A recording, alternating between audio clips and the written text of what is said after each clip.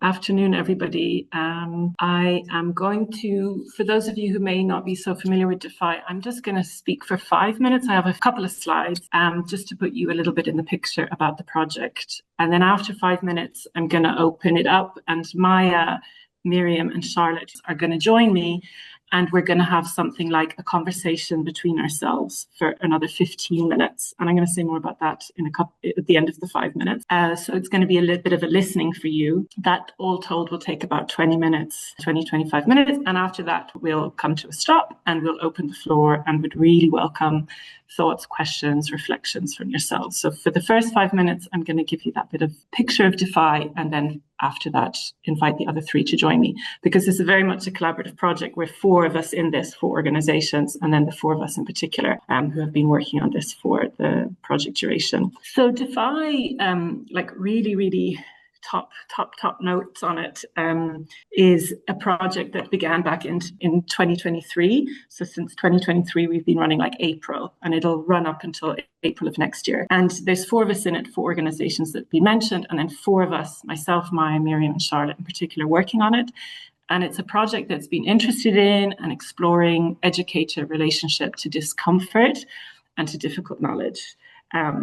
When I was thinking about this, like, when did the project start? It does feel like, for me, and I'm not sure about the others, like it's been quite slow. It's like, whoa, like 2 long years, more than 2 long years, but in a good way, like slow and steady. And that seems to kind of make sense, because if you're going to be exploring discomfort and difficult knowledge, if you're going to get into relationship with it, you need to make space and you need to make time, and that seems somehow to slow down time also. So I think the fact that it feels like quite a long time for me is probably a good sign, and that our process as a kind of core team has been commensurate, or very like aligned with the actual substance of what we've been looking at. Since 2023, the 4 of us have been meeting weekly pretty much, and not to do activities and to execute plans, but very much to build the conditions, continually build the conditions for creating space for ourselves and for others to explore these themes of discomfort and difficult knowledge. There's a quote I came across a little while ago. It said, "Thoughts dissolve before they can dive. Depth is denied at the shoreline." And it really resonated with me. And I think it resonates more and more with me as I kind of work with the others on this, and with the educators that have been come on board. This denial of depth, almost, that we kind of, to keep things clean and tidy, we can keep it at bay, and what the implications of that are for the extent to which with our GCE practice we can actually go further with people and deeper, and activate those parts of ourselves that are needed for action in the kind of the context that we're in and that we're facing. About discomfort, I thought I'd say a couple of things about this. Just back to this. Discomfort isn't like about being like going into distress or having an awful time. Discomfort, and this was something that Amel Yassef, who collaborated with us on this project, reminded us of, is the feeling of not being comfortable, which is tolerable. You know, we can tolerate discomfort. If it's about not being comfortable, we can tolerate that. But to what extent are we building and making spaces and scaffolding spaces for learners that make it okay to not be comfortable? To what extent are we feeling able to go there and to create that and to host that? So that's been a kind of a big theme, and discomfort in conjunction with difficult knowledge, that stuff that's uncomfortable being the scale, intensity of the polycrises we're in, and more so our entanglement in systems that harm and that perpetuate what we see going on around us, and what people near us also are witnessing and experiencing. In terms of outputs then, because this is what I've been talking about, it's a lot about process. During the year in 2023 into 2024, we had a series of sessions with educators. There was a journaling tool we developed that about 80 to 90 educators engaged with. And we also had sessions called conversation circles where we went a bit deeper. We gathered that stuff up. We gathered the stuff that educators were saying about their relationship to discomfort and difficult knowledge into a zine that was kind of also held, held within a container that we'd also crafted. And that zine is online. It's on our link tree. And if you haven't kind of had a chance to look at it, we really invite you to take a journey with it, because it's really rich. And we had a really, it was really encouraging time to be working on this. Maybe the others would say more about that when we have our conversation. And then the second thing, so that zine has been a big piece. And the second piece has been Shifting Edges. So that's a kind of a course, or more so a journey, that we designed for educators into difficult knowledge and discomfort. And that ran from January, and it's still running up until September, October time. And out of that, there'll be a second zine and there'll be a handbook. But this was more, I suppose, of a considered kind of program, not a drop-in session here or there, but a considered program for people to kind of sign up to and to track and stay with over a period of time. So I won't say more, only to open it up to the others now. And I want to say how we're going to open it up. This is an image that we keep coming back to. We've worked a lot with image and metaphor over the couple of years. It's helped a lot with the conversation, and maybe with the softening that you need to kind of maybe let more in and allow more to be talked about. So this image of cracks, what wants to kind of come out and get talked about that just doesn't get space or room. So what we're going to do now, we were thinking, how would we present in a knowledge share the stuff that we've been learning or considering? And what we decided on last week as a 4 is that we would, for about 15 minutes now, we're going to, the 4 of us, have a conversation together and just invite you to listen and to tune in and to see what's interesting. We've developed questions for each other, and we don't know what those questions are. So that's a little bit why I have butterflies in my tummy this morning. So a bit of that uncertainty and that kind of, how's it going to work, and will it be okay, and will people think it's interesting, all the stuff that comes up. But that's pretty much what we've had to kind of navigate and contend with for 2 years.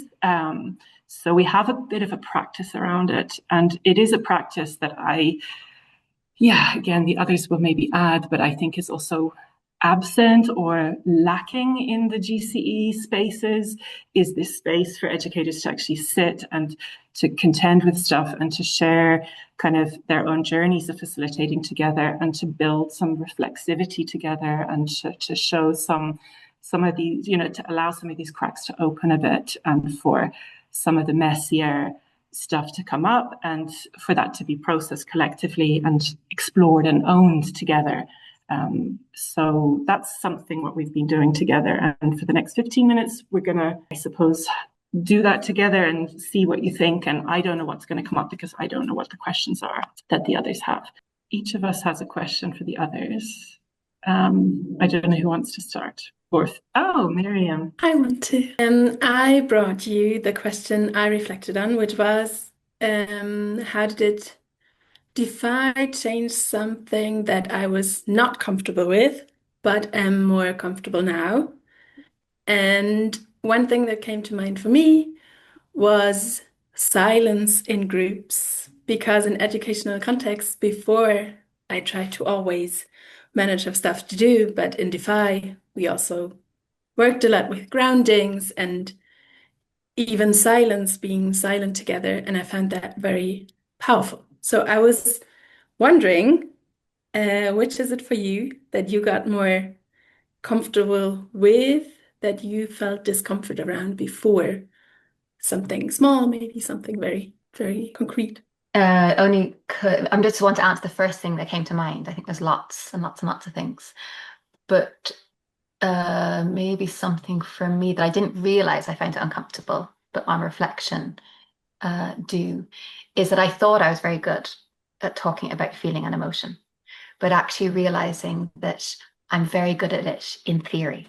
So I can speak about it from a very abstract space, but actually a principle that we hold very close in DeFi is that, and as an I, like, what's my experience of stuff and how do I feel? So feelings and emotions in theory are very easy for me to talk about, but to go back to that I and to really check in as to how I'm responding to this. Yeah, that's maybe been quite new for me, and maybe just also interesting to realize that actually that was something I was uncomfortable to do. I didn't even realize it was a thing that I wasn't doing, maybe, and that I wasn't doing it because it's hard. Like, it's really hard. and I don't like it. And I still don't like it. Mine is similar. Not so much from the side of talking about feelings. Because personally, I feel like I'm okay with silence. So those periods where we also used silence in conversation or in sessions, I feel like I was at home in those areas. Where my discomfort for sure came, and again, reflecting on where I am in relation to XYZ topic, or where I am in relation to bigger global issue,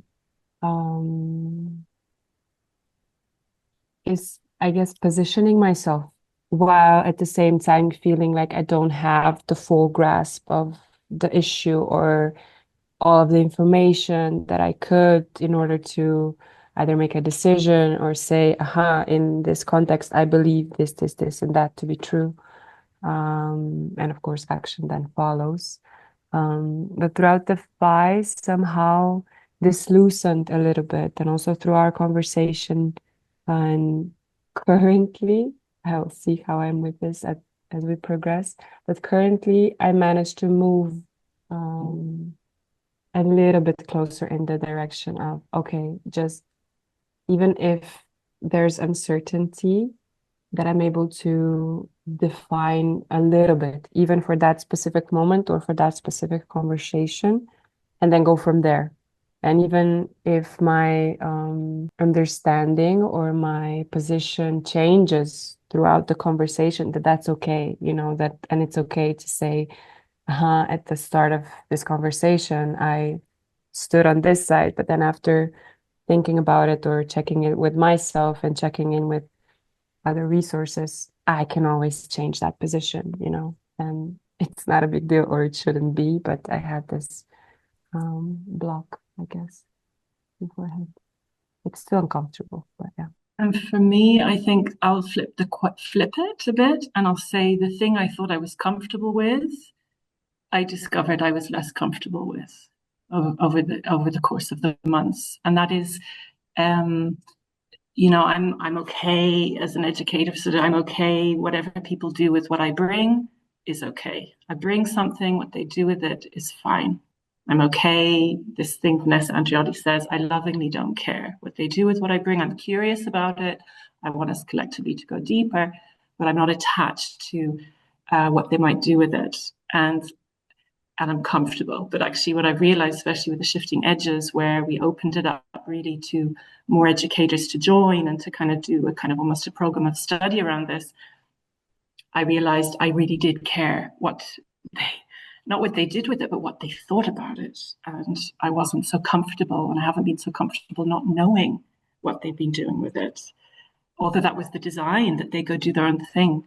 So I think this is an ongoing journey, and getting more comfortable with not being comfortable, and having realized that I am not comfortable with something I thought I was comfortable with. Thanks for the question, Miriam. I might ask my question because I feel it's quite linked. Maybe it's a little bit long because I got into it. So one of our principles guiding DEFY is that of difficult knowledge, and maybe just very briefly, just for anyone who's listening. So we understand difficult knowledge to be knowledge that is difficult, both for the painful material of the actual content, but also because it makes demands on us. So we have to analyze our own position and our relationship with that knowledge and our entanglement and complicity, I suppose, with harm. And so we said this is what's really important in DEFY, and it's all about building our and educators' capacity to engage with difficult knowledge and the discomfort that might come, so that young people can do similar. Sometimes something I feel in DEFY is that while we say it's an important principle to us, it's sometimes maybe not brought in enough, the sort of on-the-nose difficult knowledge. Not maybe in our core DEFY team, or maybe, let's say, I'm just thinking the shifting edges, sort of 6-week sessions. So we talk about discomfort and we talk about edges, and discomfort definitely does arise in processes and ways that we design and create the space. But in terms of talking about like issues, it's not so much the case. And so I just wonder what your thoughts are on that. Do you feel similar? And maybe do you trust that exploring discomfort in all its different sort of guises is actually enough? It strengthens our capacity to notice it in those more on the nose sort of settings or situations. Yeah, and maybe there's a feeling sometimes I feel uncomfortable because maybe I don't want to actually, but there's just so much stuff going on there. And I'm like, do we need to be bringing it in more? You want to come in?